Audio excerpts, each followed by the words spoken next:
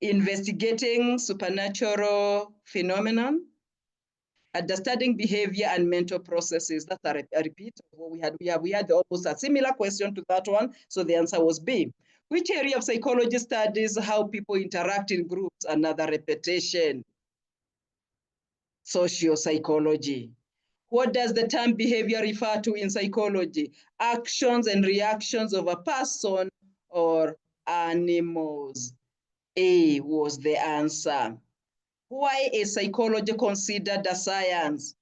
We will see that in our lesson today. Why we said yesterday why it is considered a science, but we will delve deeper to see why it is a science, because it relies on experiments and evidence. So colleagues, thank you so much for that recap of what we did yesterday. I am a bit excited about what we did yesterday, and thank you so much for what you've done. Thank you so much, the top. Those are the people who started. That is why they did it very, very fast. The top, they did it very, very fast because they were with us at the beginning. So thank you for that. So Anne, Beth, Ruth, and all the others, thank you so much. When you look at my screen, you can say you can email this to parents. And we as teachers, it's good sometimes to just use a quizzes in class, just to check where your learners are. And you can email to the parents for them to see where their children are. So thank you so much for that. It was a good one. It was an eye-opener. It was something to remind us of what we did yesterday. I wanted to share another one, like I'm seeing time has moved on so much. We will keep the other for tomorrow, and the other day. We'll do another recap on next week once we meet.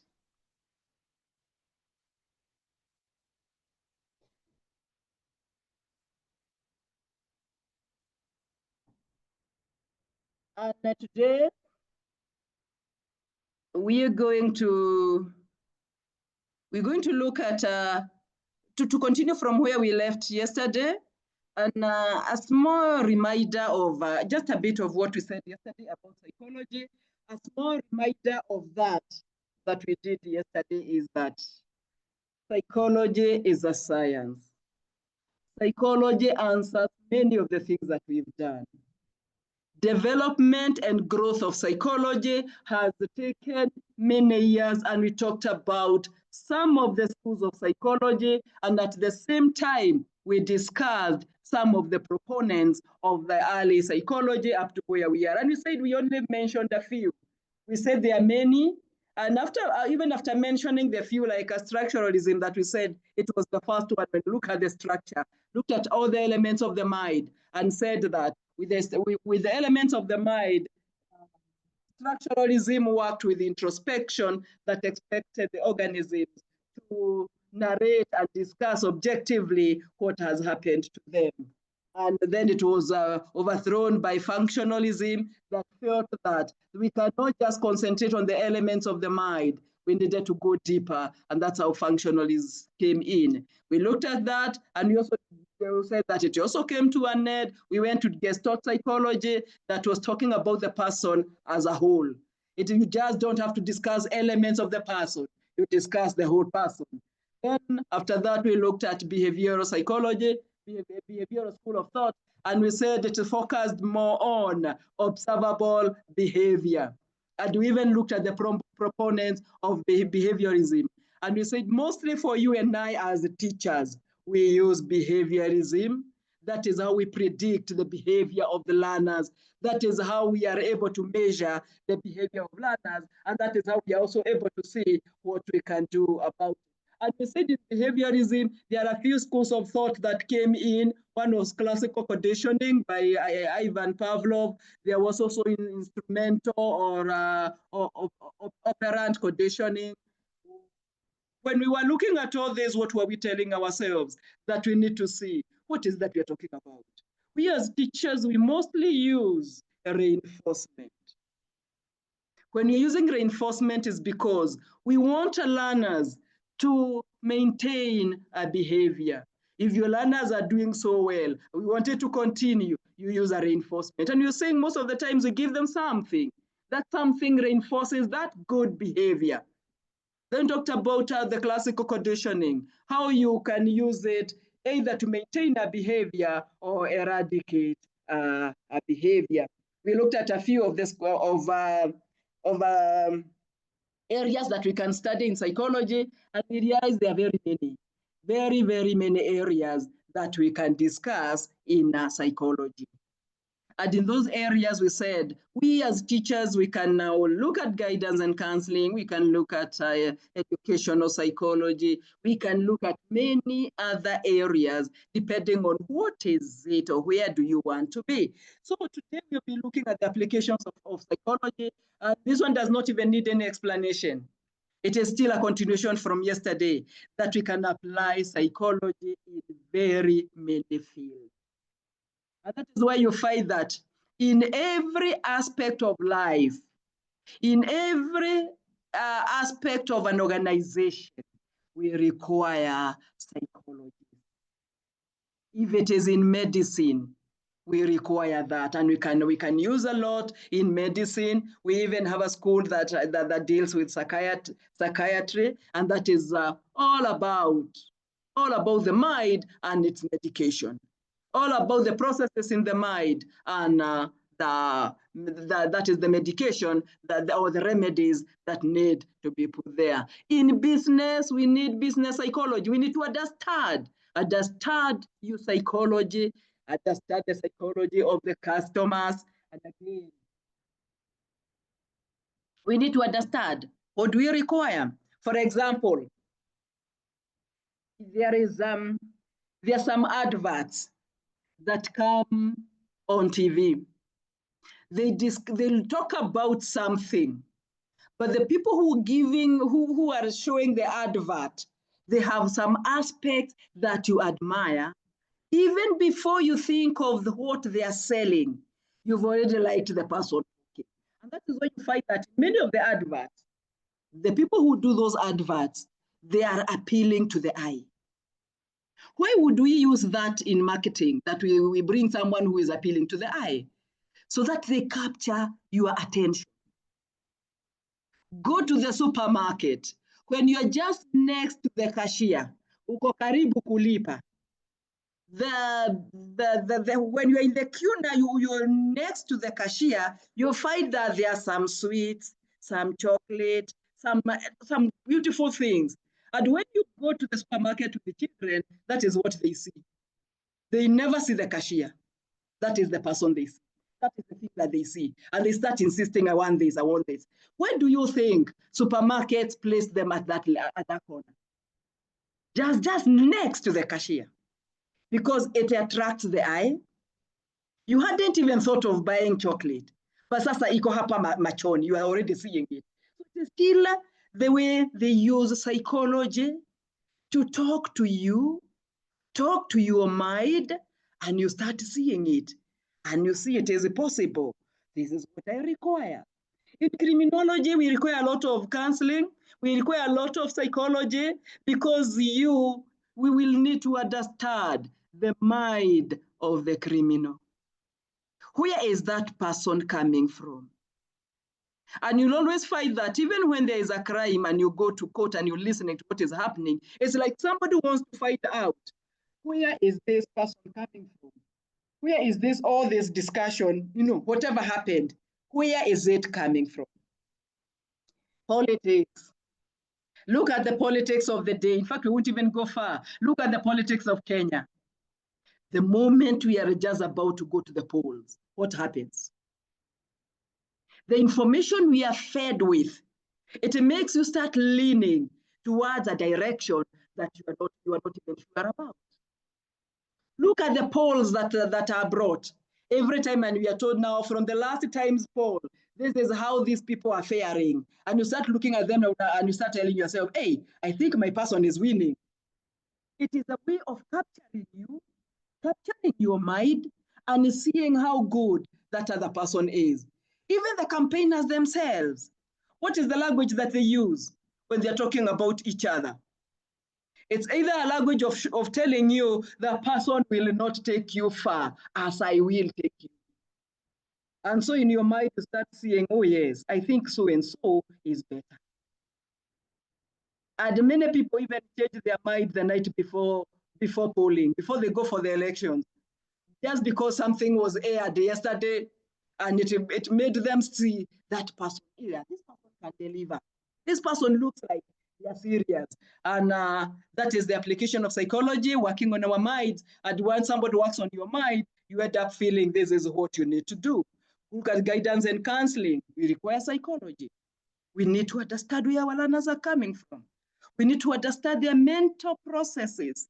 We got to understand their behavior. So it means we got to understand psychology. We got to understand where they are coming from. We got to understand their background, the socio-economic activities of the parents, so that when you see a certain behavior, you do not condemn, but you already know. When you see so and so reacting the way they are reacting, we need to find out what is it that is happening, where they are coming from. Military science, the same thing. What makes one country go to war against another country? What makes us feel, let's say, for example, for us as Kenyans, what makes us feel that we are Kenyans and no person is supposed to touch what is ours? Such that we say we've got military and they need to take care of us. And they learn a lot of psychology in what is happening, because you've got to understand the situation on the ground, the situation of the other person or the situation of the enemy, so that you know, how do we handle this case as it comes? How are we able to handle the case? The other one is human relationships and self-development. We require psychology for that. We are social beings. We interact with people. We need to see what we can do with the other people. So our relationships with people matter a lot. And for you to have a good relationship with people, you must self-develop yourself. You must understand whom you are. Create your awareness. Who are you? Many of us, when you're asked who you are, we start with the titles we've been given by the society. I am a teacher. I am a pastor. I am a policeman, a policewoman. Others, I am mama so-and-so, baba so-and-so. But you as a person, what is your core? Who are you? How aware are you of yourself? So we got to keep on developing ourselves. For us to improve on human relations, it means we also got to keep on developing ourselves. We need a lot of this. We need a lot of self-development. I remember when we started what I said, we are all in the process of being. None of us has arrived. We are still in the process. We are still on the journey. So self-development, like now we being in this course, it is already an action towards self-development. We want to understand ourselves better. Because you can only be a counselor if you understand yourself, so that you understand the others. So that when a case comes to you, you do not imagine it is your case being repeated. And there are many times you hear someone telling you what they're going through, and instead of empathizing with them, I sympathize. But once I sympathize with what one is going through, what does it mean? It means I also have an issue. I also have an unfinished business with what one is discussing, and so I'm not able to move on. And if I'm not able to move on, and you bring a similar case, what I do, I identify with you. So instead of making you move, I will help you remain where you are, because I have not been able to support. And that is the way we say, I can't say, if someone gives you a case, you realize you have issues with the case and you have not dealt with them, refer. Let it be handled by another person. Otherwise, we will remain there, and all of us, instead of empathizing and moving on, we'll be sympathizing. In education, this is where we require a lot of counseling. And so psychology is very important. It's to be applied in the field of education. As teachers, we require that. When it comes to assessment, we require a lot of psychology because we need to understand where the learners are coming from. We need to understand their genetic makeup. You know, we need to understand the family background so that you are able to move on. And that is assessment, because assessment tells you where a learner is at a particular time. And so we require a lot of psychology to understand where the learners are at any particular time when it comes to assessment. When it comes to class participation, we also require a lot of psychology so that we are able to tell when a learner is with us and when a learner is not with us. When a learner is actually in class and when a learner is, you know, the time that is only the body that is in class, we require all that. We also require psychology so that we can understand the education policies that are brought in and how they impact on us as teachers and how they impact on the learners themselves. How are these policies?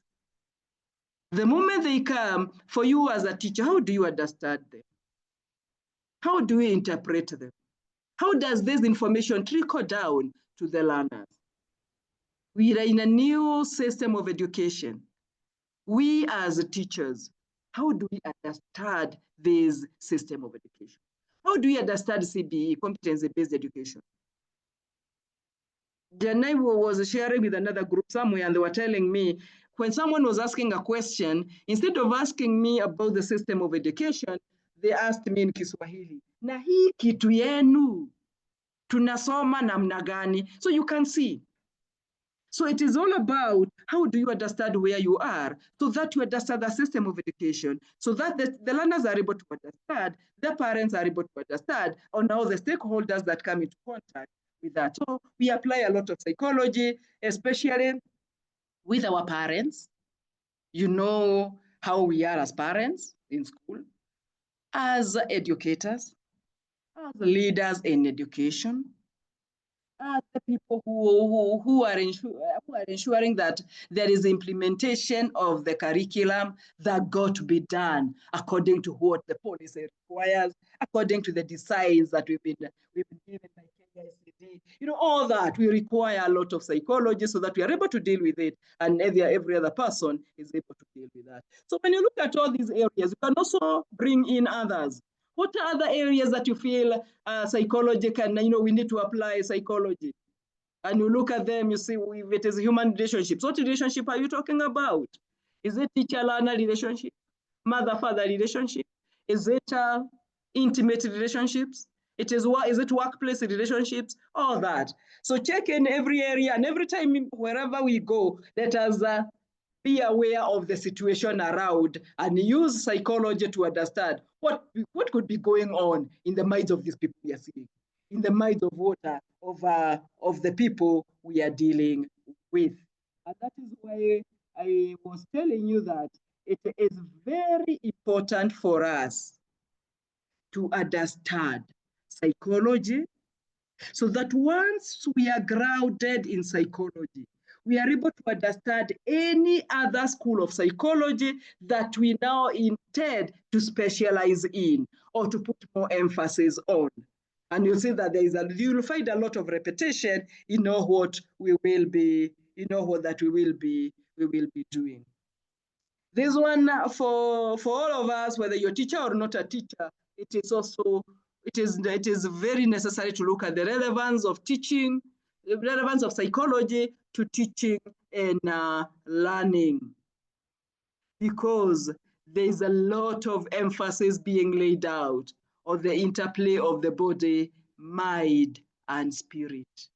And this is where we bring every individual, every learner, and see, can we bring this wholesome person?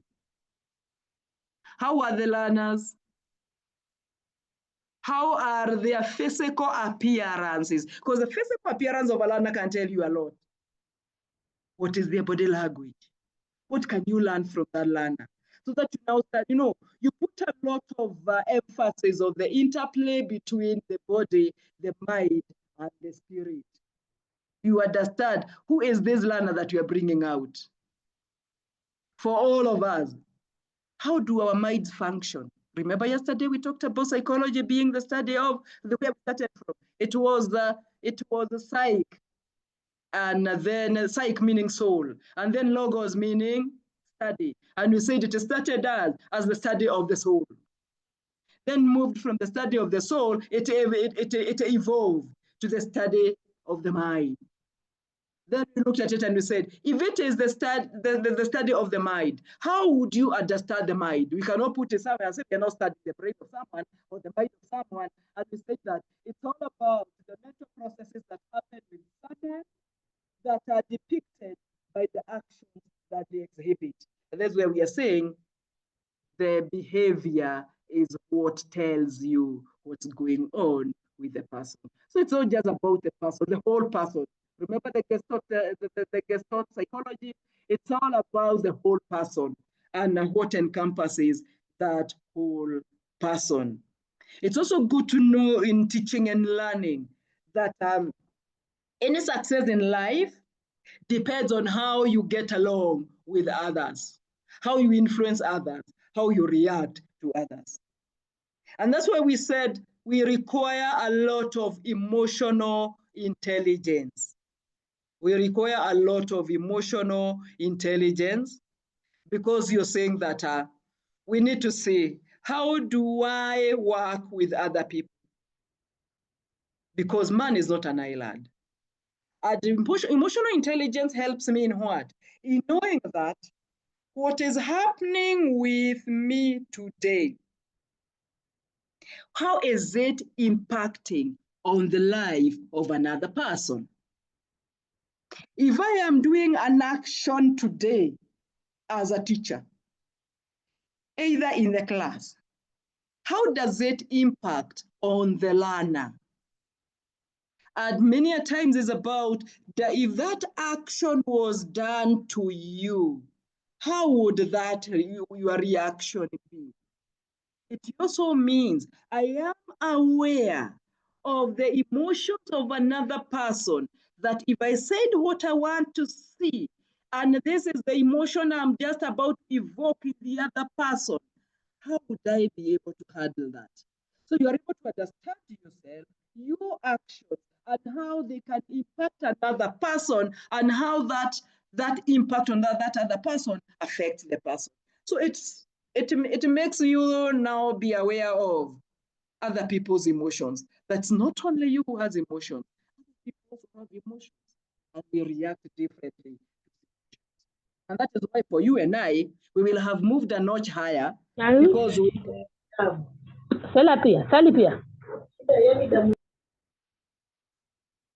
because what we are saying is that it will whatever you do, you need to understand the reaction of the other person. Get into the wavelength of the other person. Think about what the other person, how your action is going to influence the other person. And that is all what you and I will be working with, a lot of it. We'll be working with a lot of empathy, a lot of emotional intelligence. And it removes you and I, from the area of I do it, I say it, and that's all, nimesema. And so it is about my emotions. How do they impact on the other person? How would the emotions of the other person affect me? And remember what we said on the very, very first day last year when we had a small induction. We said that many a times whatever we do affects us in a different way. And it also affects another person in a different way. And many of the things that happen to us, it is not what people say. It is not about what another person has said to me. It is about how my mind looks at whatever has been told.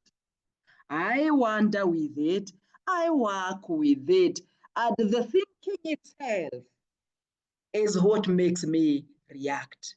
It is not the actual event that has an issue. It is how I internalize what I have been told, and now I exhibit a behavior that people look at and say, hey, that is how this person reacts to such things. So we start working with And for you and I, we start working with the understanding that it is not actually about what we said. It's not actually about the action that was done to you. It's your interpretation that brings issues. That is the time you look at it and say, hey, I knew it was not going to come my way. Nilijua tu watapatia wengine. You see, now it is your interpretation that makes another person's action hurt you. So that is how we will be looking at it all through, and we'll be discussing it as we move on. And again, the ability to understand ourselves and others comes from our study of psychology. And I think I've elaborated a lot about that we understand ourselves and others. You understand your actions, how they affect you, and how they can affect another person. And so we'll keep on doing more, do a lot of research on psychology so that at least you understand self. Because it always starts with me before I go to the other person. And so we are also saying that the learning of psychology helps a teacher in the following ways. But there are very many ways. Not only these ones, there are very many other ways that the learning of psychology helps me as a teacher. One of them is to understand his and her own self. And this is very, very important. How do I understand self? How do you understand yourself? And this is where we said that we have a topic on us as people and how we understand ourselves. It's more about self-awareness. And in that topic, we'll be looking at, who am I? What do people say? What do people tell me? We will be doing a lot of, we will do a few exercises of checking where we are and what we call ourselves, because it always starts with understanding self. We'll also look at Johari's window that talks about the 4 quadrants. We talk about, so what I know, what is in the public domain, what everyone knows.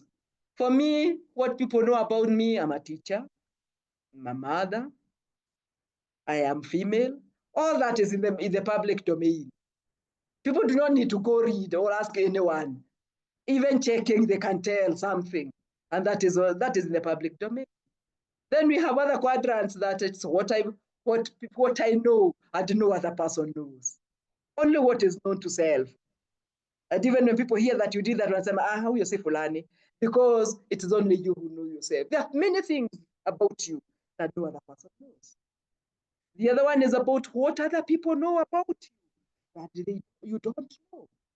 And because we interact with the people, there are people who know so much about us. There are people who know so much about us, and we do not know. And it can only come, by the time you're finishing this course, it will only come from disclosure when we are at a level of understanding self, a level where you feel safe that you can share with others and leave yourself open, and people let you know what they think they know about you and you do not know. They do not tell you that because they want to criticize you. They are telling you that because they want you now to start growing, start working on it. And so we will reach there, we'll look at it, and you'll see more about it. As a teacher, psychology also helps me to recognize abnormal behavior. And these are the behaviors that are exhibited by all the people we interact with. And we end up when you feel that these behaviors are, there is something, there's something. We have a full topic on abnormal behavior, and we'll see what is regarded as abnormal and what is regarded as normal behavior. And that is the time we'll be looking at who is normal and who is not normal, or you are normal to what degree. We'll also do a few tests on ourselves to see where we are so that we are able to recognize that abnormal behavior on other people. Because there are things you hear people have done and you look at them and wonder, and they are still here with us. They're doing all that and they're still here with us. So we'll look at that. We will see more about that. And it is very important for me as a teacher to understand psychology so that it helps me recognize abnormal behavior with my learners, with my significant others, with my workmates, and with the society at large, so that we are able to attribute behavior and label it as it's supposed to be, and not fabbling about. Again, for me as a teacher, I will need psychology so that I can understand other people, understand the other people that you interact. You interact with so many people. And if anything, even where you are a society leader. So people, the community leader, people always expect something from you as a teacher, or even from where you, any field you are coming from. You need to understand other people. Remember, we started with understanding self. The moment you understand self, you already know what makes you tick. You can now go ahead and start understanding other people. We also require it as teachers so that we are able to provide quality psychological care to the learners.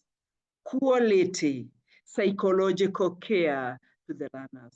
The learner of today is swamped by so many things. There are so many things that are happening. And especially now, our learners have so many issues.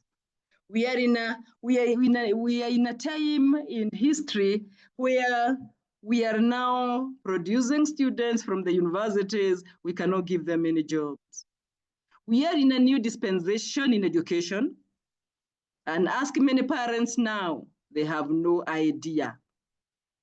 And that is why they call hiki to yenu CBC. You know, they look at it, they do not understand it. They talk ill about it. And so the learners they are talking to are the same learners who come to you, and they have so many other issues.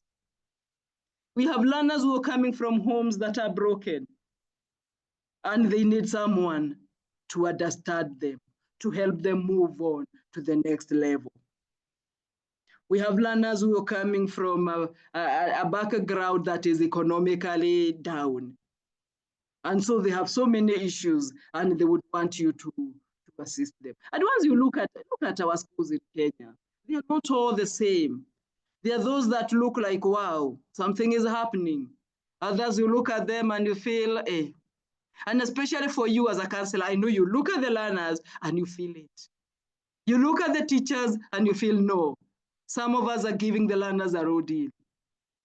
And in that road deal, what do? How do we help? How do we come in? How do we care for the learners so that they are able to adjust as expected? We help them to understand and to adjust to the situation, no matter what, no matter where they are. And that is why we are saying we need to do a lot of, to learn a lot, to read a lot about psychology, so that we are also able to help those learners adjust in the situation. And the situations are, as they have been told, they have been called, look at the situation around where you are. Do a situation analysis. And you can tell, where are my learners at this point? Where do they need to go? What do I need to do? Where are the teachers? Where are the leaders in the school? Where are the leaders in the education system? Where are the parents? Where are all the stakeholders? Such that you do not look like all of us, we are in a fight and nobody understands we are fighting who and for what. And so when we learn psychology, it helps the teacher counselor to appreciate the necessity for changing the environment or the surroundings. With all this that you're going to learn, it will help you as a counselor to appreciate the necessity for changing the environment you are in, the surroundings, what is happening around you, that people would feel comfortable and able to come to you because you are changing the environment around where you are. It also helps for effective studying, because by the end of the day, if you're teachers, it's about academics. It is about adding value to what the learners have come with, and you help them to effective studying, help yourself to study effectively, you also study, help your colleagues and any other person. And by the end of all days, we need to readjust, because things are not always the same. We will require to readjust. Be it the learners, be it the teachers, be it the community, and above all, the teacher counselor. You need to readjust, change your focus, and see, look at yourself in a way of someone who is in a helping profession. So there's a lot that learning psychology can help us. And we can, in fact, if I don't even know why I never gave a chance, we could have written it on the chat. There are so many things that we can gain by learning of psychology. But above all, and this is what I always put a lot of emphasis on, it is the first one, to understand yourself. Just understand self. The rest will follow. When you understand the self, the rest will follow.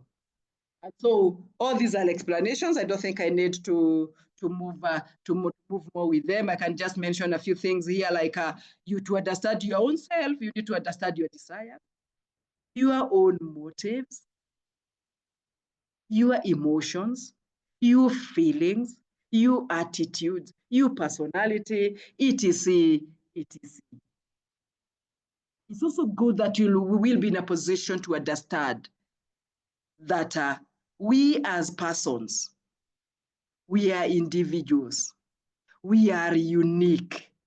And so when you look at it that way, we are able to look at the issues around us, solve them, and move on.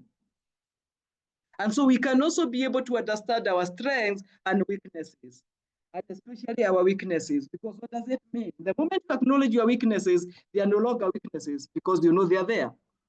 You are working towards them. Even when something happens, you already know I have a weakness in that area. I'm working on it. So we keep on working on these aspects, so that when we are able to address all these, we develop a very strong personality. A personality that helps us to carry our responsibilities as given or as expected, effectively and efficiently. And it is in all aspects of our lives where we are able to direct our own lives more productively and relate more easily with other people. Once you understand self, we are able to move with the others. Learners, we have said, what are the worries that they have? Myriad of issues. Somebody needs to understand them. Someone needs to listen to them. Someone needs to tell them, yes, you are at this point, but you can move on to another point. We are also able to understand the problems of the learners, where they're coming from, their motives, their perceptions, what they want in life. You will not be giving them what they want, but you give direction to where they need. So this is what we talked about, psychology. And we have said it's all about issues that you're going on with. There are many. There are many. When we talk about this being relevant, psychology being relevant in this field, is because of the mental health of all of us. And this is one area that we are looking at, we're discussing a lot, because our mental health as a country is at crossroads. You can tell there are many things happening with our learners in school, and it is affecting them mentally. You can also see that there are many issues of anger, even with parents. Remember a case I read last week after the results were out of a father who was very angry with the daughter who got a D+, beat her to death. You can understand that that is not actually what the person was going to do, but anger overcame the person. So we have so many issues of mental health, that mental illness that we need to be checked. And especially for us Africans, we don't believe in such things.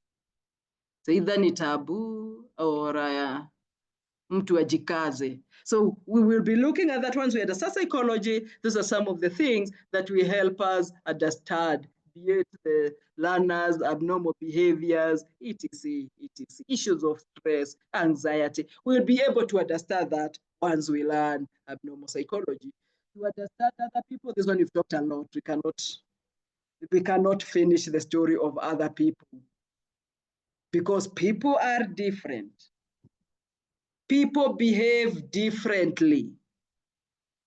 They are not you. But when we understand other people, it means that we understand what human nature is all about. And we'll be able to understand our interpersonal relationships. Remember, we started with the self. I'll still go back to self. Once we start with the self, it's about the intrapersonal relationship. What are the goings on in your mind, in yourself, the self-talk you normally give yourself? What does it say about you? Then we come to understanding other people. You can only understand other people if you have understood yourself.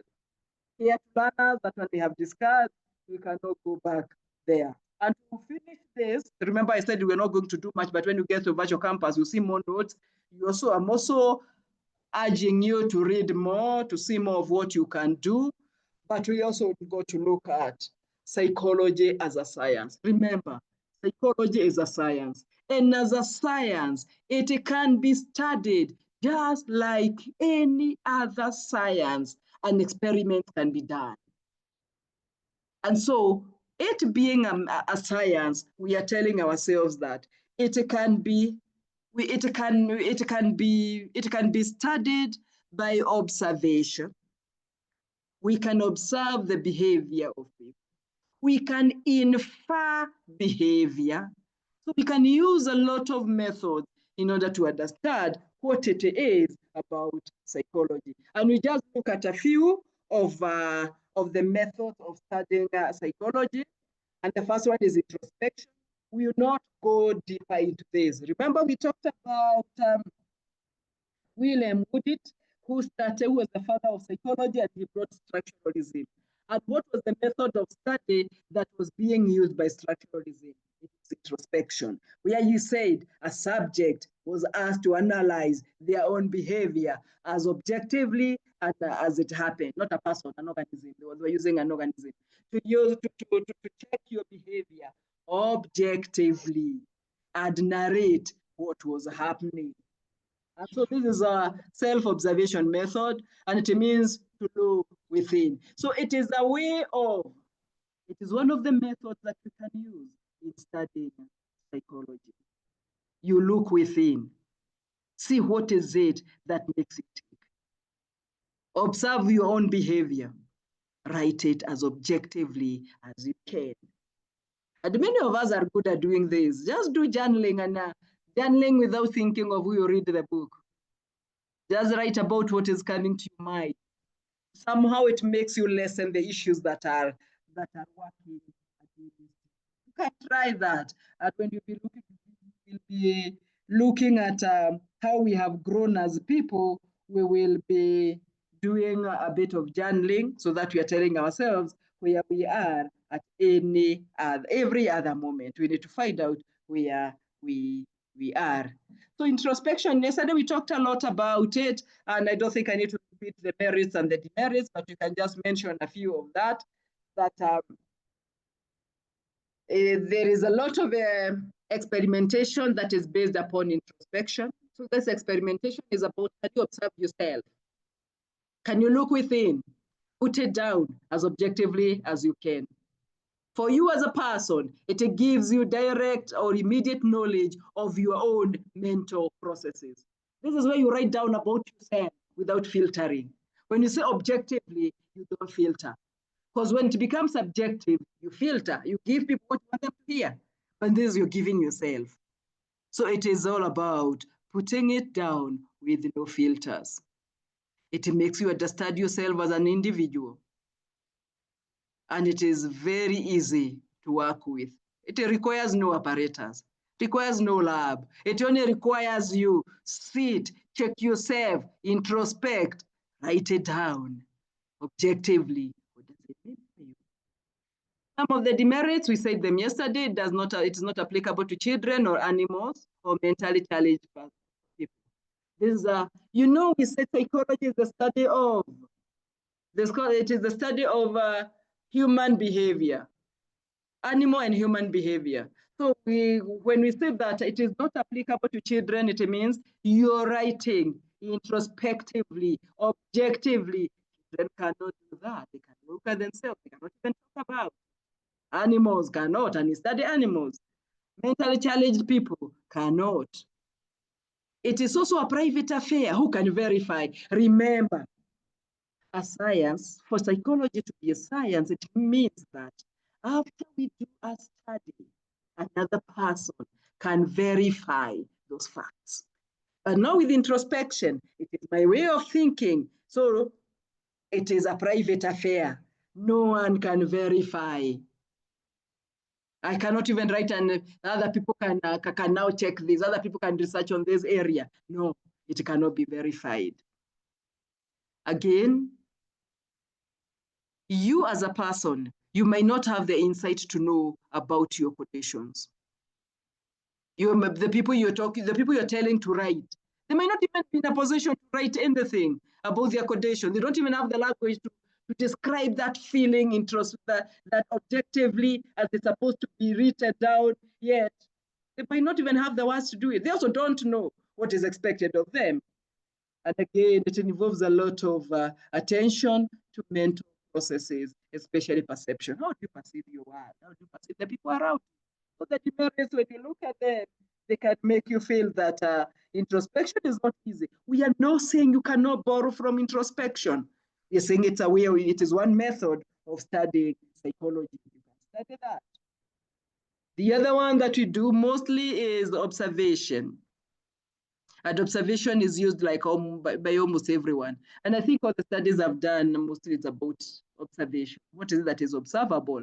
And this method of studying behavior is good because you can study something when it is under its natural conditions. And you analyze it, you interpret it. You as the observer. Remember what we said. When we say psychology is a study of animals and human beings, so it's also a study of mental processes. What does it mean? Your mental processes cannot be studied by someone as the mental processes. That's what is going on in your mind. We got to attribute it to something. We got to infer that certain behavior and give it a name. We have to operationalize what we have seen so that it fits our frame and what we wanted to look at. So you observe, you collect data, then you interpret that data, and another person can come, do the same study, and at the same time, the person collects data, the same study, and we verify. That is why we're calling it a science, and we can use this method of data collection. That is the method of study, not the method of data collection, method of study. And so we observe behavior. You note what is happening, you interpret it, you analyze it, and you generalize. What are we saying? For you to study a certain behavior, let's say, for example, you want to study how your learners behave when the bell goes for lunch. You can observe that behavior for quite some time. You note down in a book what that behavior depicts according to you. Then after you've noted it for some time, you interpret it. It might be that by the time the bell goes down, the bell goes, everyone is out. And there's a lot of scream. There's a lot of happiness. There's a lot of running around. You can interpret what that means. And you can analyze that behavior. And it can be generalized. Something that can be generalized means that you can generalize that and say it can fit even another population that is not in your school. It can be the meaning of the bell to learners, of the lunchtime bell to the learners. You've just decided to observe that. You can observe sports. You can observe a classroom and a teacher.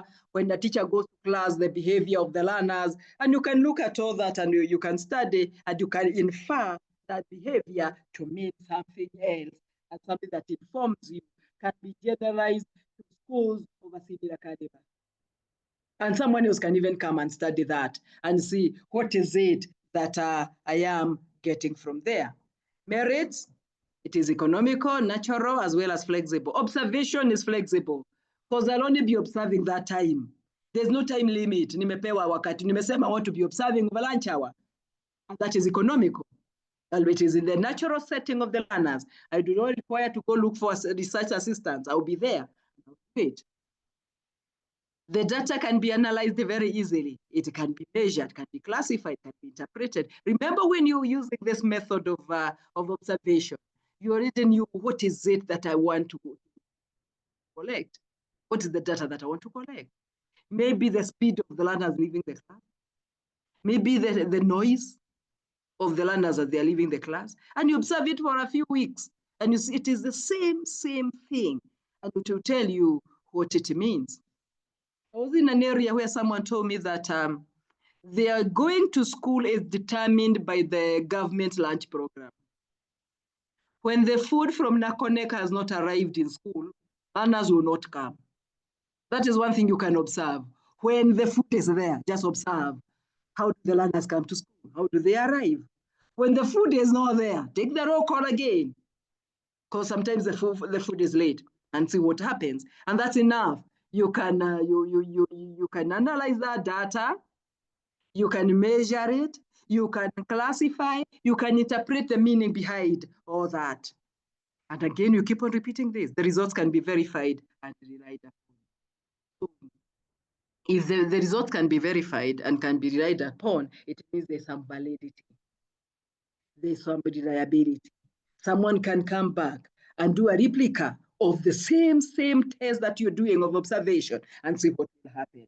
And so it is very suitable for observing developmental characteristics like children's habits and interests. You had said that. Demerits. Chances of subjective reporting, the chances are there. Because it is me doing the observation. What did I want to observe? I wanted to observe how learners behave when the bell for lunch hour goes. So already I know what I want. So I can be very subjective in that area because I want to see, do they run? And so because I want to see whether they are running, I'll interpret any speed walking as running. So it can be very subjective. It requires time.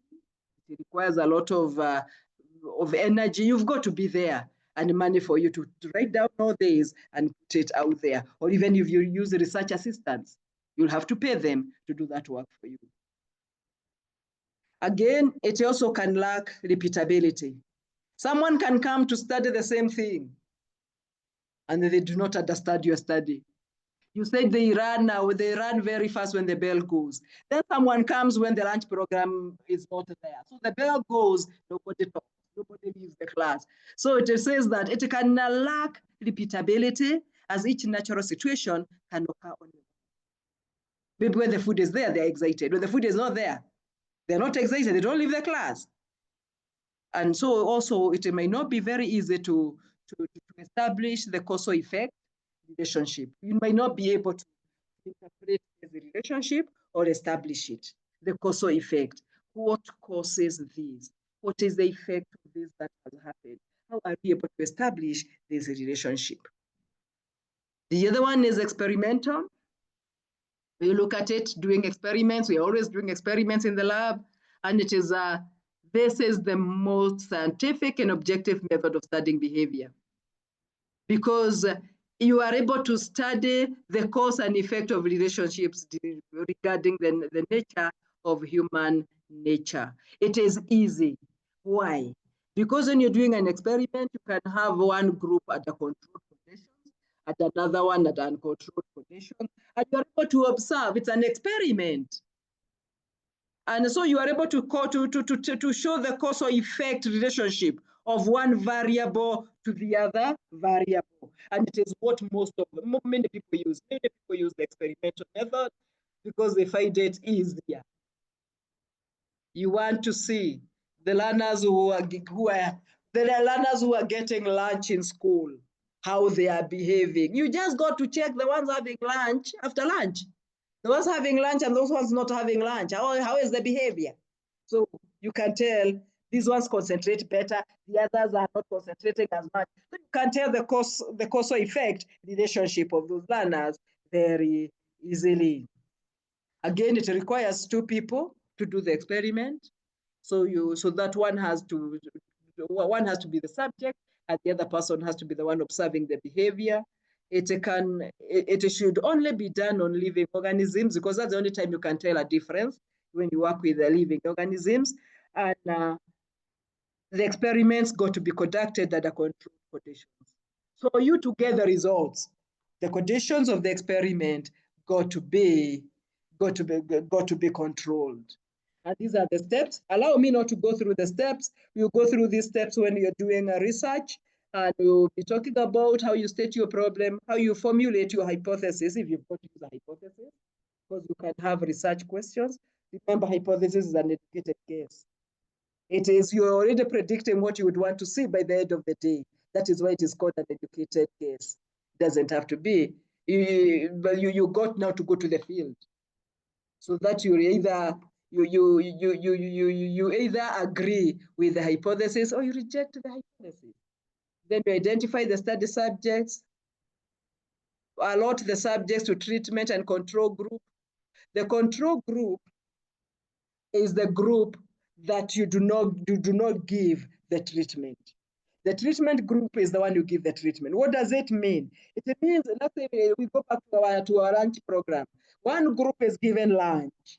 The other group is not given lunch. And we go to observe it for quite some time. So there's a group taking lunch, another one not taking lunch, and we want to see how they behave when it comes to learning in the afternoon. Then from there, you measure your dependent variable and see in this dependent variable, how has it been affected by the independent variables that you're looking at. And then you compare results of the two groups and do a conclusion. So that one is workable. We can use the experiment, but I don't think it's easy to use. You can use the experiment even with our learners. I am not saying this is an ideal situation where you can give one group more work and the other group little work in class, and then you check how they are behaving. Or how you give some learners a higher level work and another group low level work, and you observe that. Merits and demerits. The merits one, it's scientific method. It is a scientific method. So this is good. It defines the cause-effect relationship. You have maximum control because you have the group that is under control. You have the other group that is not getting that is getting the treatment. So one is getting, the other one is not getting, and the repetition is possible. You can still do the same thing with the same group or a different group. And so, merits, not all problems can be studied that way. It is true. Not all problems of psychology can be studied that way. It is costly and time consuming because you've got to take a treatment group all through and repeat to ensure that the cause effect has been, you've been able to establish that relationship. Again, handling of this method demands specialized knowledge and skill, true. Again,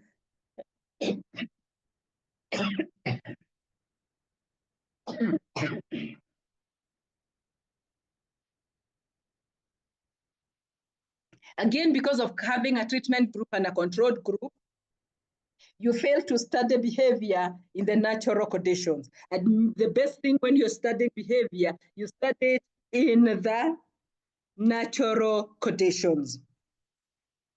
And sometimes when you find that the experiment is dangerous to the subject, you don't use it. Like that one of lunch program, where wanakula, the others are not eating. It is not very good for the subjects that you're using if they're learners. The other method of studying psychology is clinical case history. And this one is about the case studies. And this one mostly is used in the hospital. It is used in the hospital setup.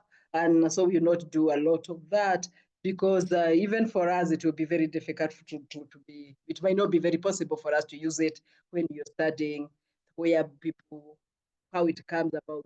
But we can use a case study, a case history of someone, a case history of our subject, and we are able to look at what causes their anxiety, their fears, their personal maladjustment, etc., etc.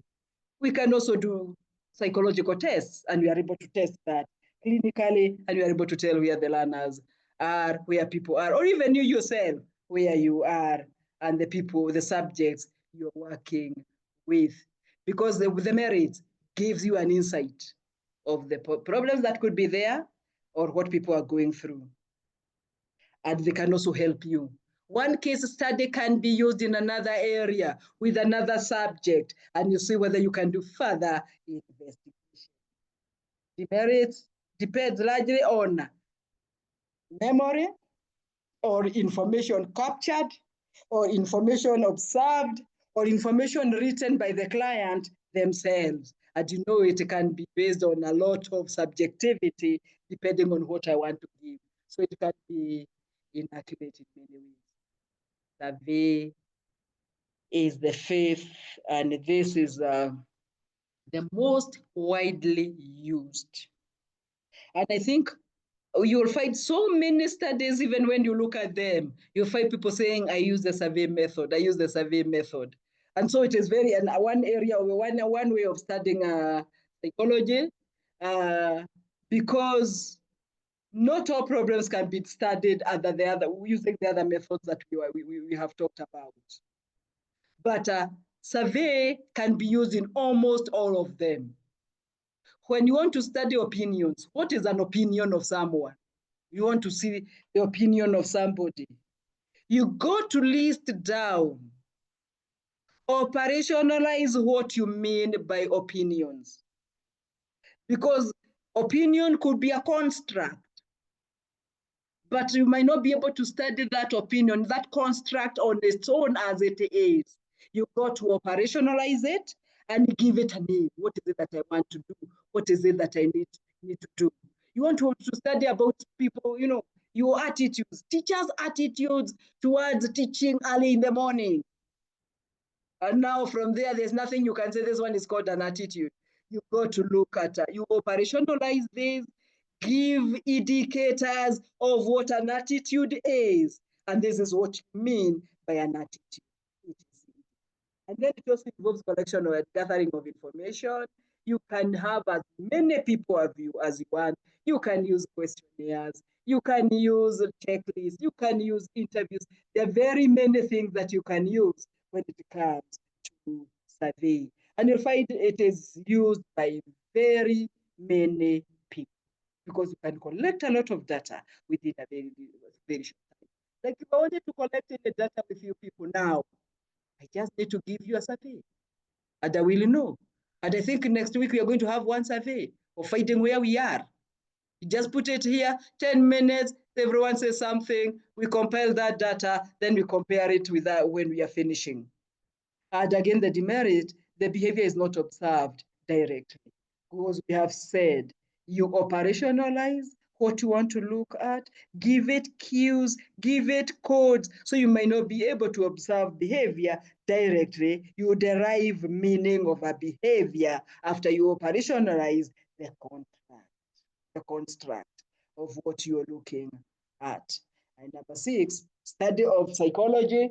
You can study it through genetic or developmental behavior of a person. And now this one is a whole area on its own, and it is takes a lot of time, even before you look at the merits and the demerits, that they would want to know an individual from birth to death. That is all what this study is all about. So you can imagine this observation from the time the person was born to the time the person dies. And it does, you know, it is just about wanting to know their environment, their heredity, and the reason as to why they behave the way they behave. But it takes a lot of time. And you can do it through cross-sectional study, where you put children in different developmental stages. Longitudinal study, where you use the same child at different stages of life, and you can imagine the time that one can take. And so some of the merits are, it's a very good, useful method for understanding behavior from a point of view of heredity and the environmental influence. It will help you know, this child was born in this environment at this time. By the time they were 1 year, this is how they were behaving. By the time they were 5 years, this is how they were behaving. By the time they were 10, by the time they were 15, that one, you would understand that child very well. And you can understand where they're coming from and the environment. Demerit requires a lot of time and energy. This one would take a lot of time and energy for anyone to be able to study that. We will still look at this more. We will study this more. We will, as we are moving on, we will keep on asking ourselves, why do we want to study psychology? if I want to study an aspect of an area in psychology, what is the best method for me to use?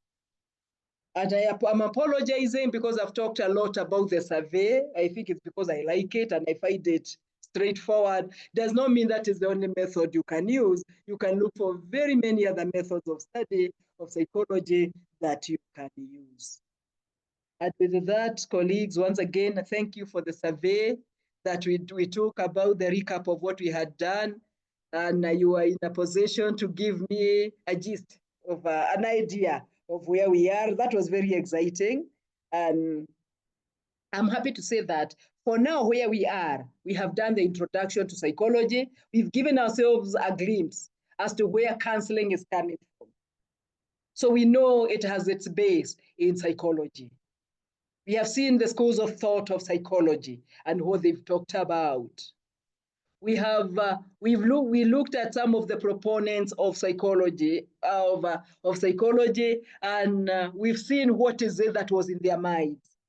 And we also looked at it and said some of these proponents and what they came up with, we can use it to grow our therapy by knowing what did they want. And I also alluded to the fact that many a times when you want to understand our learners or even understand yourself, use introspection, as the structuralist had talked about, and you'll be finding whatever is happening to you as a person, objectively, what does it mean? Again, you can look at the behaviorism, and you can see how do you attribute a certain behavior to a certain group of people. What is the cause of what is happening in our schools or with your learners? How do we use reinforcement to make our learners learn? How do we use reinforcement? What are the schools of psychology that one can think about, can study, and go deeply into other areas? You've seen there are so many areas that you can look at. Today we've looked at how do we use psychology in all the areas, and we have put a lot of emphasis on us as a teacher and what psychology means for us. And to finish up, we've looked at how the methods we can use to study psychology, and you can pick any one of them and work with that. With that foundation, we can now be able to delve deeper into what guidance and counseling is all about, and we will see what more do we need to do. So my colleagues, up to there. Remember I told you I'll be ending my classes at 7, so that if you have anything from ICT, we talk about it. If you do not have something from there, we tell ourselves it's time to go study more, look more, check more, and I'll be bringing more exciting items when we are starting the lesson, so that we are able to recap what we did in the other session, so that we move together. So that when you get to the virtual campus, which is Umbui, you already know where we are. So thank you so much for being here, for listening, and for coming very early today. Today, the day tulianza vizuri sana. Even if we started with 57 people, we started very well. By 28 minutes past 5, I already had like 40 people. So that was very good. Thank you. Thank you so much. Anything in the chat that you would want me to hear? Remember, I told you I'm only doing the introduction before we bring in other people. And I wanted to do the introduction so that I can see where the group is. I want to tell, where is my group? Where are we? And I will be saying, at least we did an introduction. From there, the learning can continue. Remember, I also shared with you that we are going to use we will use Zoom for module 1. Then as we continue paying, we will see the more that can be done, and also the modalities of face-to-face. Face-to-face will still be there. We also see the modalities of face-to-face, because counseling is a practical subject. So we would want to know, hey, Stephen Mativo, thank you so much. We would want to know where, what is it that we can do? Where are we? We are at what level? And so those are some of the things we'll be telling ourselves. We'll be speaking to ourselves. And also, we have to do that practically. Many of the things we'll do them practically so that we are at the same level. We also need to meet so that we can talk about our fears. And there are many. We got to create an atmosphere of where you feel comfortable, that you are able to talk to, you're able to talk to other people. You're able to share yourself and also listen to other people objectively and with a lot of respect. So thank you, colleagues. Thank you so much. Nicole, something? You want to say something to us?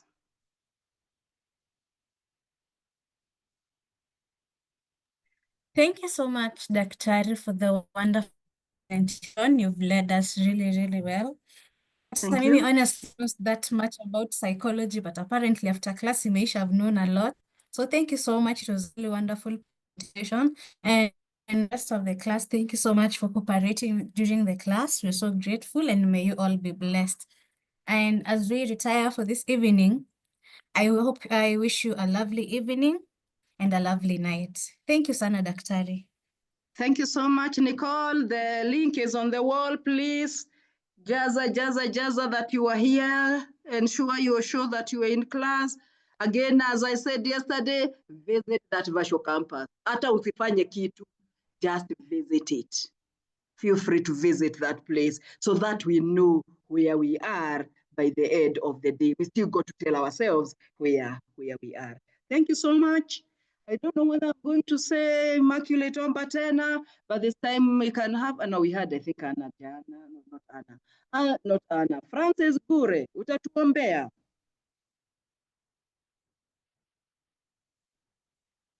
So our next class will be on Tuesday next week.